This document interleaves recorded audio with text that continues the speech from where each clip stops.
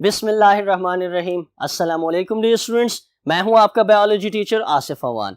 Dear students, आज हमारा lecture number 11 है, चैप्टर नंबर 14 का, जिसके अंदर हम डिसऑर्डर्स ऑफ लंग्स को डिस्कस करने जा रहे हैं। और जो सेकंड डिसऑर्डर ऑफ लंग है that is actually what, that is the lung cancer. और डियर स्टूडेंट्स, कैंसर को जब हम डिफाइन करते हैं, so we put the statement that cancer is the uncontrolled cell division. Students, होता यह है कि हमारी जो बॉडी है, एक ह्यूमन बॉडी, उसके अंदर जो सेल नंबर है वो एक खास तादाद तक होते हैं और सेल्स की डेथ भी होती है। सो व्हाट हैपेंस कि सेल डिवीजन के जरिए जो डेथ सेल्स हैं, डेड सेल्स हैं, उनके नंबर को दोबारा से रिप्लेस किया जाता है और सेल्स का जो नंबर है वो एक खास तादाद से बढ़ता नहीं है। बट कुछ ऐसी रीजंस हैं, कुछ ऐसी म्यूटेशंस हैं जिसकी वजह से जो सेल डिवीजन है वो कंट्रोल से बाहर चली जाती है, क्योंकि जीन्स के अंदर म्यूटेशंस आती हैं। वो जीन्स जो कि सेल डिवीजन को कंट्रोल करते हैं उनमें चेंजेस आती हैं और सेल डिवीजन के कंट्रोल से बाहर निकल जाता है और उसकी तादाद कॉन्टिन्यूसली बढ़ती ही जाती है।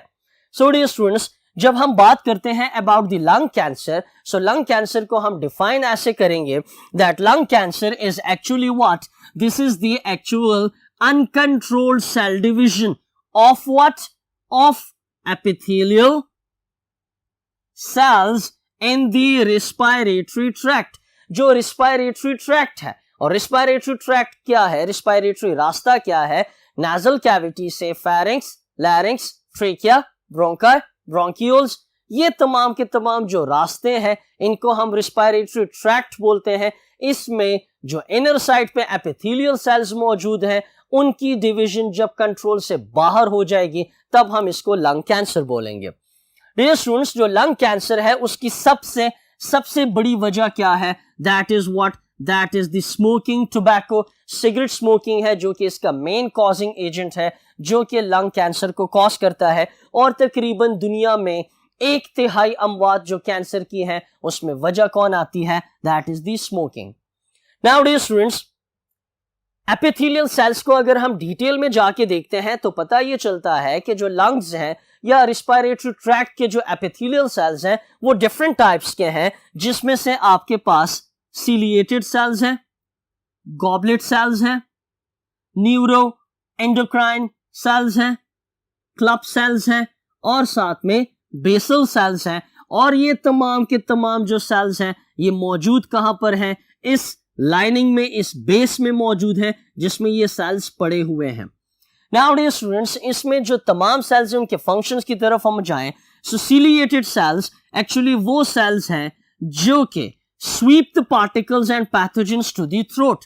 ये एक्चुअली बीटिंग करते हैं। Ciliated cells they continuously beat, जिसकी वजह से जो म्यूकस जिसने पार्टिकल्स को, पैथोजेंस को ट्रैप किया होता है, वो इस सीलिया की वजह से वो गंदा म्यूकस जो है वो स्लोली एंड स्टेडीली मूव करता है टू द थ्रोट और थ्रोट के जरिए हम उसको बाहर गिरा देते हैं। So that is the function of ciliated sales.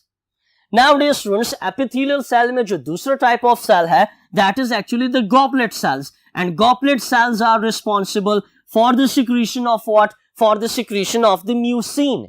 Mucin actually क्या है, म्यूकस है। और गॉबलेट सेल्स आपको रिस्पिरेटरी ट्रैक्ट के अलावा रिप्रोडक्टिव सिस्टम में भी मिलते हैं और डाइजेस्टिव सिस्टम में भी मिलते हैं। और इनका मेन फंक्शन क्या है, प्रोटेक्शन अगेंस्ट पैथोजेंस, जो कि बैक्टीरिया हो सकते हैं, वायरसेस हो सकती हैं, स्पोर्स हो सकती हैं। साथ में डियर स्टूडेंट्स, जो third type of epithelial cell जो कि रिस्पिरेटरी ट्रैक्ट में मौजूद है that is what, that is the neuro endocrine cells. और ये न्यूरो एंडोक्राइन सेल्स करते क्या है, ये डिफरेंट हार्मोन्स को ब्लड में सिक्रीट करते हैं। साथ में जो चौथा different type of epithelial cell है that is what, club cells. Club cells वो सेल्स हैं जो कि प्रोटेक्शन करते हैं ब्रोंकाई की एपिथेलियम सेल्स को, कि जो एपिथेलियल लेयर है इसमें जो क्लब सेल्स हैं वो तमाम एपिथेलियल सेल्स की प्रोटेक्शन करेंगे। और जो पांचवा हमारे पास सेल आता है which is the most important one, that is what, that is the basal cells. Basal cells actually वो सेल्स हैं जो कि डिफरेंशिएट होते हैं into other epithelial cells. Now dear students, यहाँ पे जो मुश्किल लफ्ज है वो क्या है, डिफरेंशिएट का है।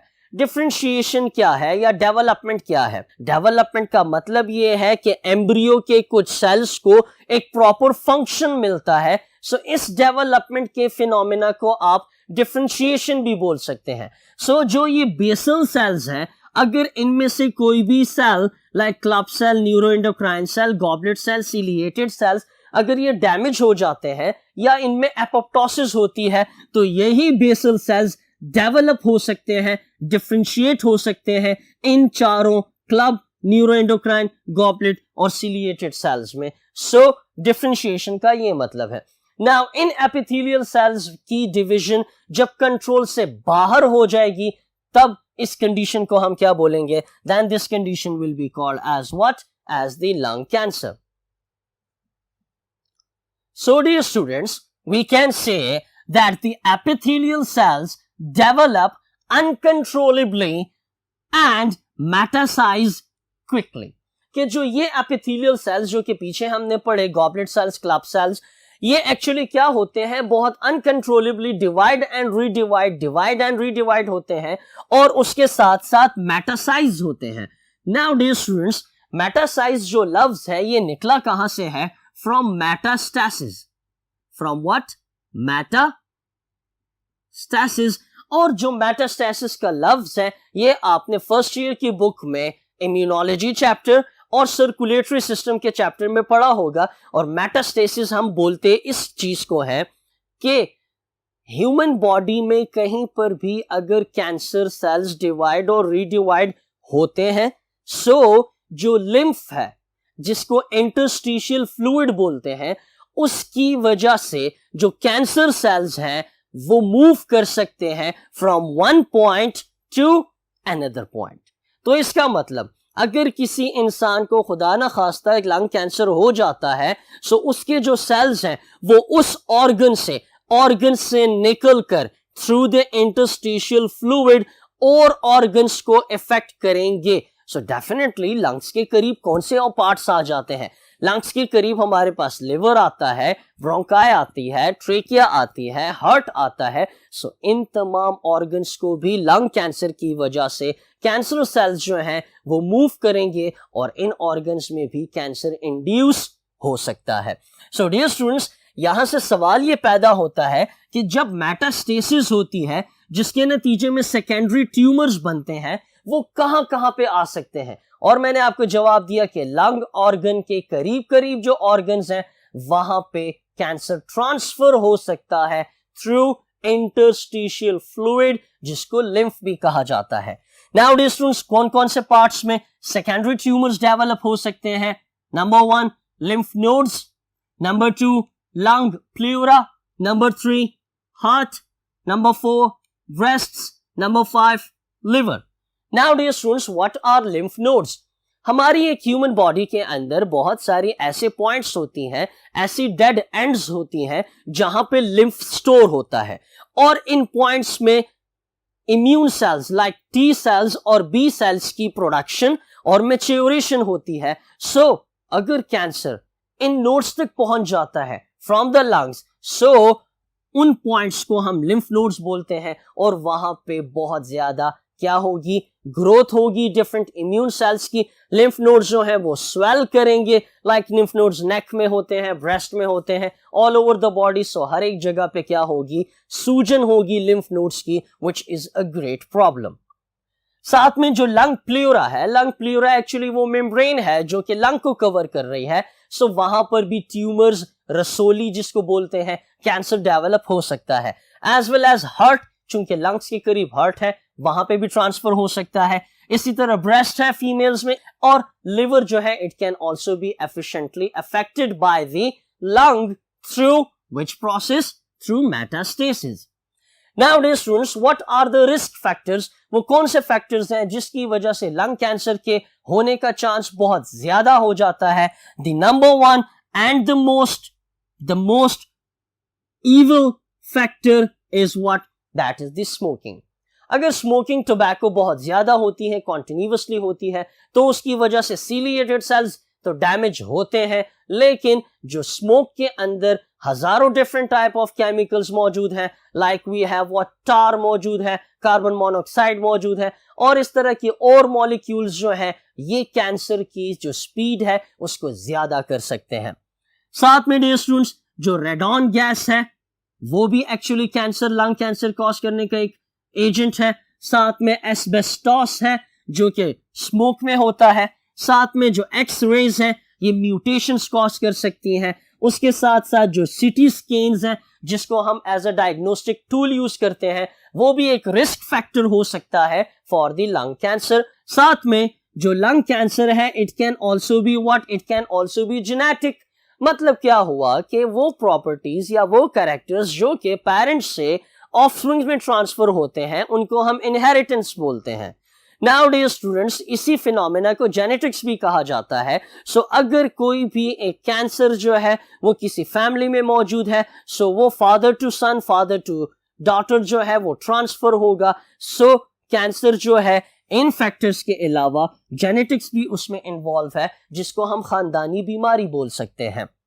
डियर स्टूडेंट्स अगर हम ट्रीटमेंट ऑप्शंस पे आते हैं सो जो ट्रीटमेंट है कैंसर की वो डिपेंड करेगी कि कैंसर किस जगह पे है, कैंसर किस कैटेगरी में फॉल करता है और कैंसर जो है वो किस स्टेज में है। इन तीनों फैक्टर्स पे इसकी ट्रीटमेंट डिपेंड करेगी। सो याद ये रखना है कि जो ट्रीटमेंट है वो वैरी करती है by the category and by the stages of what, of the cancer. Now जो कैटेगरीज हैं कैंसर की कैटेगरी हम दो मेन कैटेगरीज बना सकते हैं। एक को हम B9 सेल्स बोलते हैं और दूसरे को हम मैलिग्नेंट सेल्स बोलते हैं। जो B9 सेल्स हैं अगर किसी भी ऑर्गन में इवन इन द लंग रसोली बनना शुरू हो जाती है, एक आउटग्रोथ बढ़ना शुरू हो जाती है जिसको इजीली हम एक्सरे के जरिए देख सकते हैं।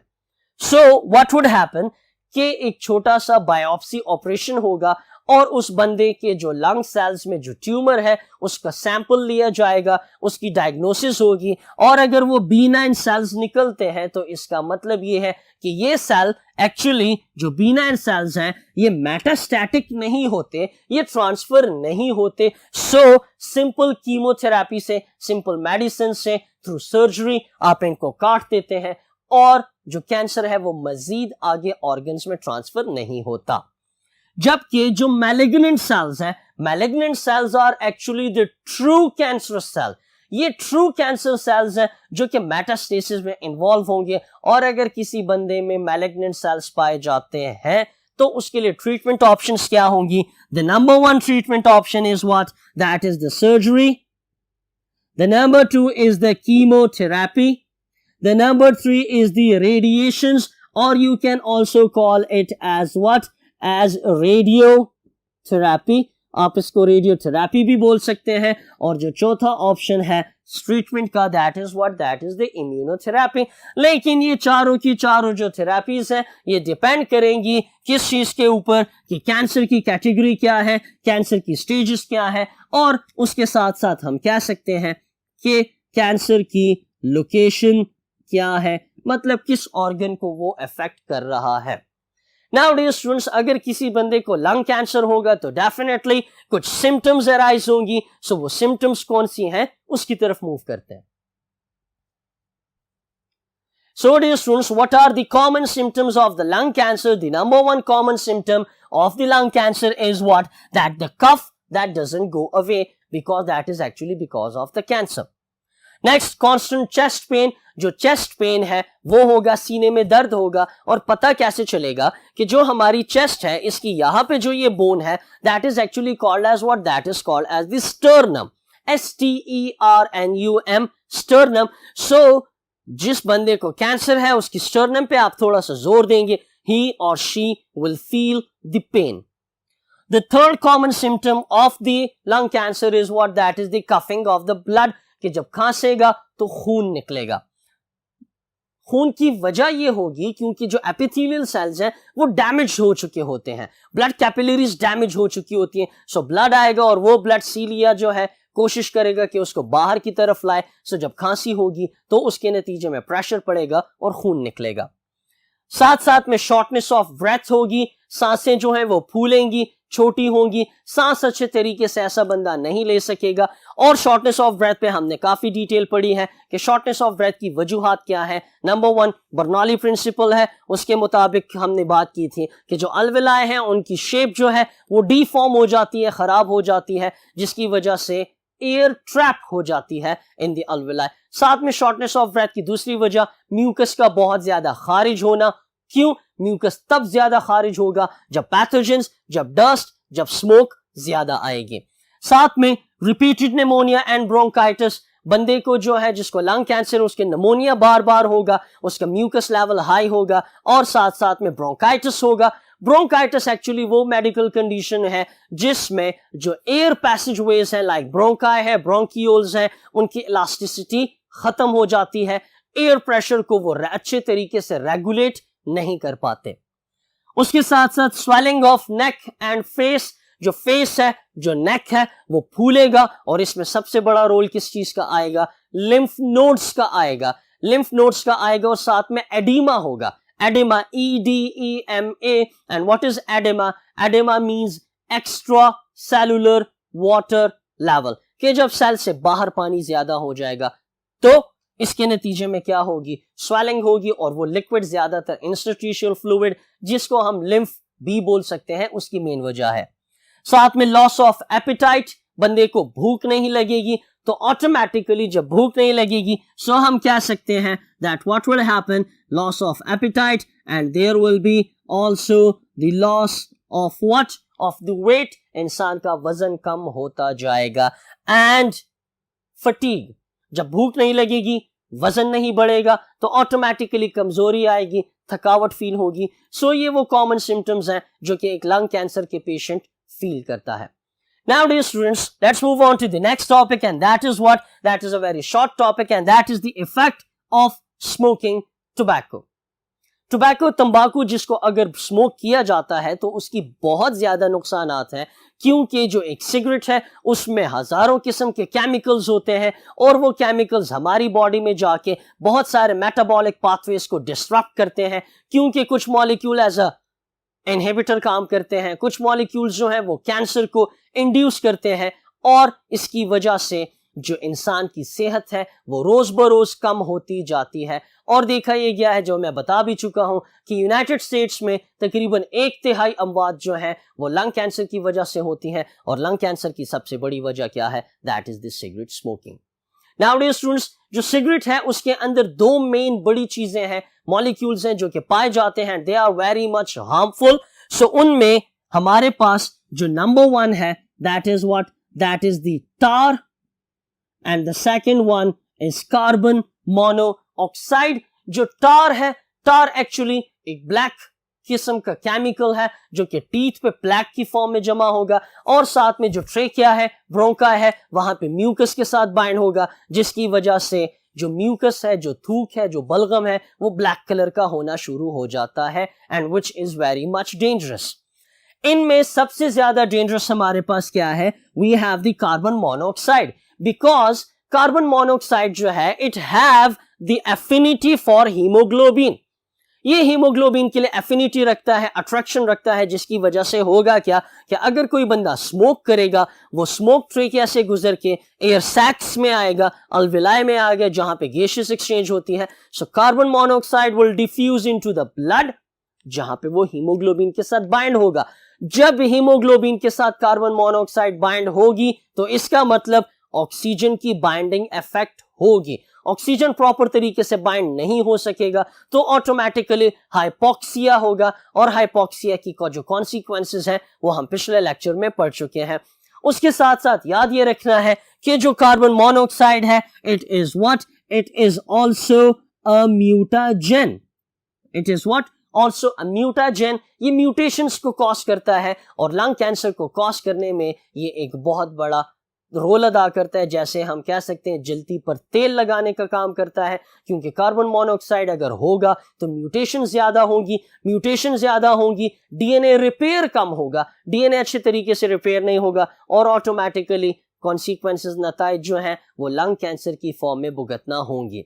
सो डियर स्टूडेंट्स, स्मोकिंग के साथ, स्मोकिंग की वजह से और क्या इफेक्ट्स आते हैं? So number 1, irritation of trachea and voice box, जो ट्रेकिया है, जो वॉइस बॉक्स है, जिसको हम लैरिंक्स भी बोल सकते हैं, वहां पे बेचैनी होगी। आपको एक ही लंग कैंसर वाले पेशेंट को इन दो जगहों पे परेशानी होगी। He will not feel comfortable, comfort feel नहीं करेगा, और जो आवाज है वो कॉन्टिन्यूसली चेंज होती जाएगी। So there will be irritation, बेचैनी सी होगी। साथ में जो दूसरा इफेक्ट है स्मोकिंग का, टार, कार्बन मोनोऑक्साइड और इरिटेशन के अलावा, वो है ब्रेथलेसनेस, जिसमें हम डिटेल में बात कर चुके हैं। एक्सेस म्यूकस, म्यूकस ज्यादा होगा। म्यूकस ज्यादा होने की वजह क्या है, इसको हम ऐसे समझा सकते हैं कि अगर एक इंसान की बॉडी के अंदर जो व्हाइट ब्लड सेल्स की तादाद है वो नॉर्मल से ज्यादा हो जाती है, तो इसका मतलब क्या हुआ कि बॉडी के अंदर कुछ एंटीजन, कोई पैथोजन मौजूद है, जिसको खत्म करने के लिए व्हाइट ब्लड सेल्स की तादाद नॉर्मल से ज्यादा हो गई है। सो अगर म्यूकस की प्रोडक्शन ज्यादा होती है तो इसका मतलब कि जो लंग है उसको क्लियरेंस करनी है, उसको खुद को साफ करना है। साफ करने के लिए वो ज्यादा म्यूकस बनाएगा। ज्यादा म्यूकस बनने की वजह से जो एयर पैसेज वेज है, जो नालियां हैं, वो बंद होती जाएंगी, जिसके नतीजे में ऑटोमेटिकली ब्रेथलेसनेस होगी।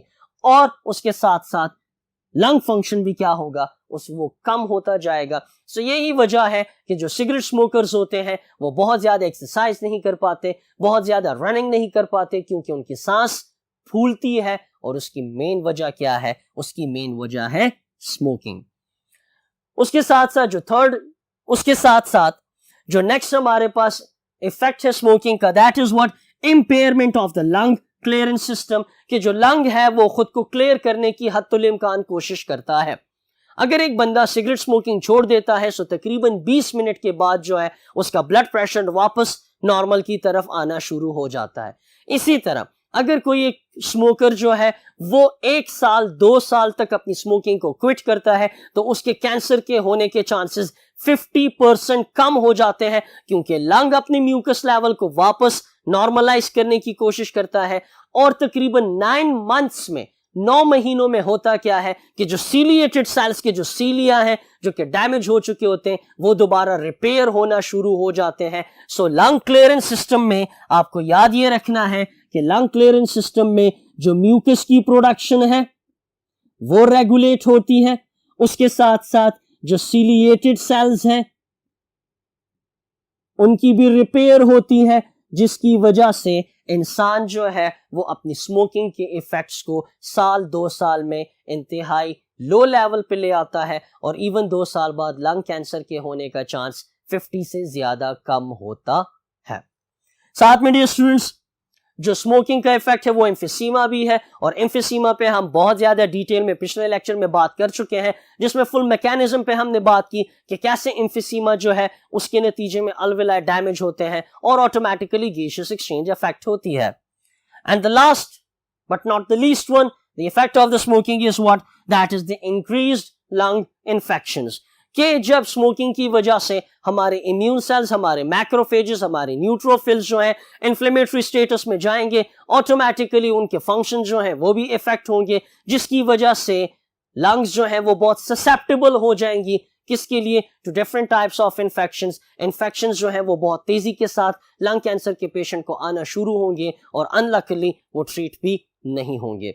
सो डियर स्टूडेंट्स, ये थे हमारे पास इफेक्ट ऑफ स्मोकिंग, और यहीं पे आपके चैप्टर का होता है दी एंड। नेक्स्ट चैप्टर में हम इस चैप्टर का एक छोटा सा ओवरव्यू पे जाएंगे, और इसमें जितने भी पॉसिबल एमसीक्यूज हैं एग्जाम पॉइंट ऑफ व्यू से, और वो एमसीक्यूज जो कि ईटा के लिहाज से इंपॉर्टेंट है, उस पे हम बात करेंगे। And then we will be free to move to our next chapter. So till then अपना बहुत ज्यादा ख्याल रखिएगा, दुआओं में याद रखिएगा। अल्लाह हाफिज।